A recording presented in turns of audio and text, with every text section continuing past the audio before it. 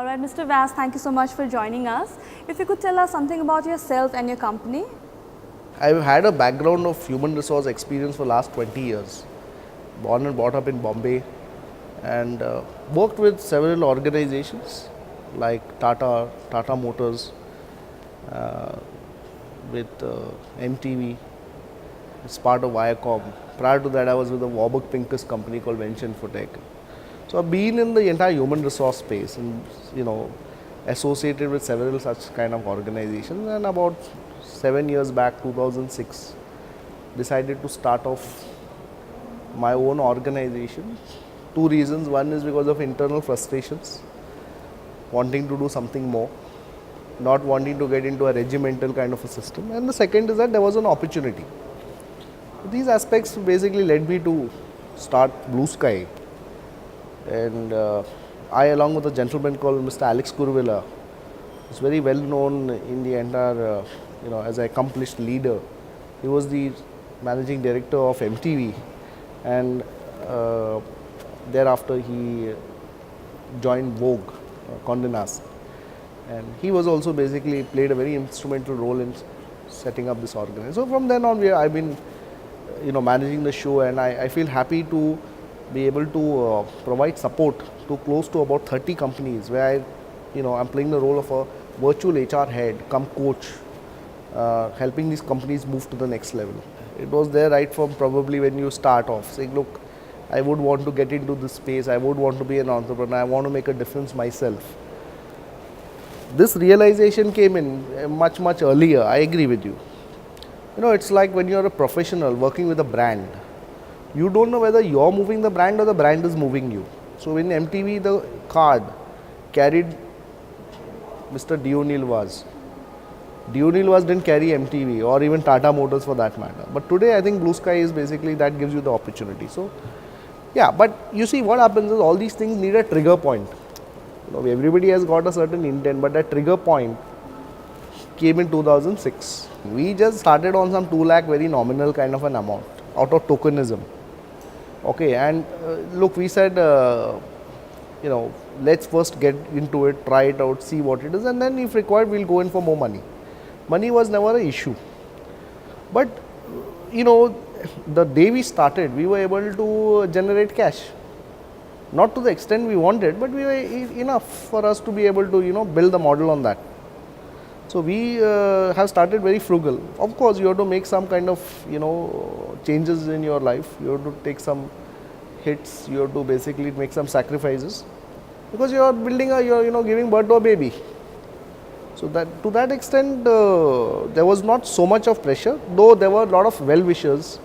There was a friend, Mr. Vivian Rodriguez, who actually he's also one of our investors. Unfortunately, passed away, but he gave us his office, he gave us the space, he gave us capital. So we didn't need any kind of, huge investments. And neither it is a capital investment, it's a service company.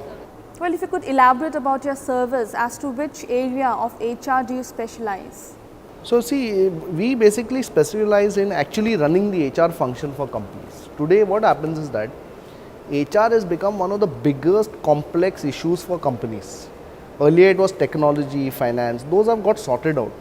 People were not an issue earlier because people never left jobs, there weren't so many opportunities.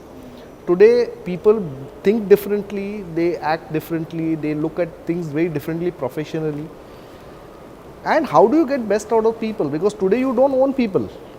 You only own their time, knowledge, intellect, expertise. Whether you make good use or bad use, that's up to you. That is what we are focusing on now. One is that we say, look, when we run the HR function, we are like, a Sherpa. If you see a Sherpa, what he does is that he takes a mountaineer to the summit. Why? That Sherpa knows the entire turf, he knows the problems, he knows the weather, he knows the climatic conditions.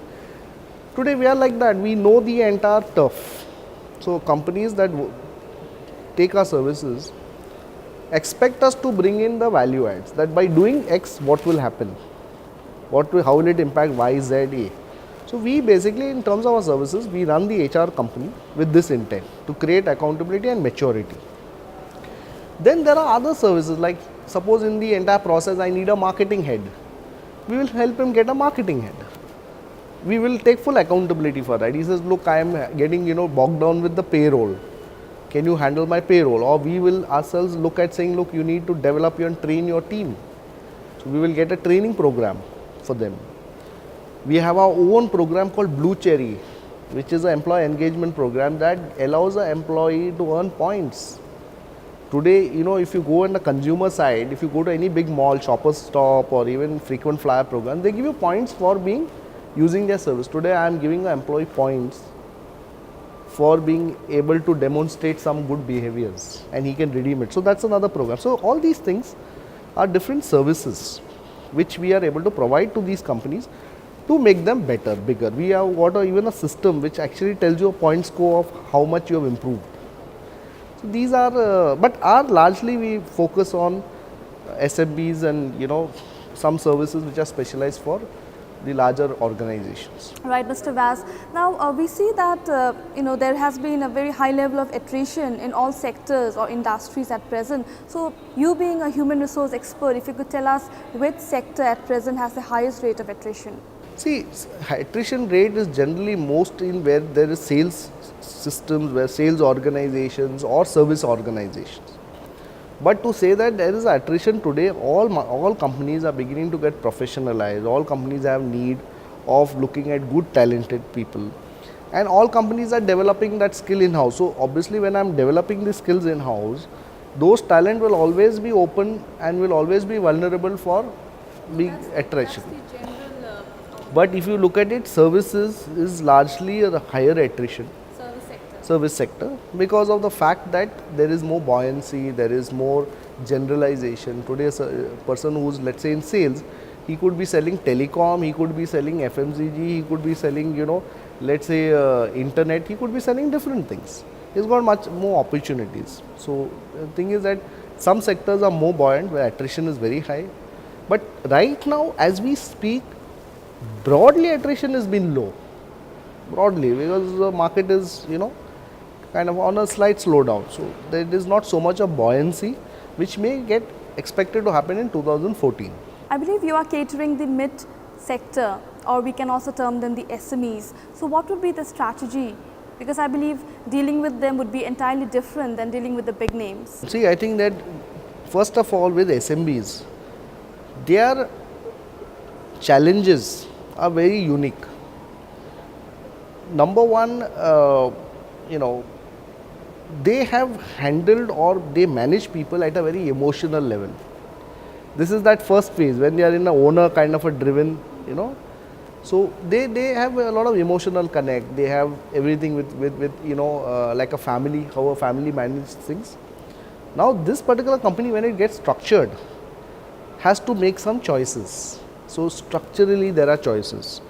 Performance systems, like today I have to say, look, if you're meeting these targets, you get rewarded. Earlier what it was, you were loyal. Loyalty was being rewarded, not performance so much. Now the performance criteria are being measured.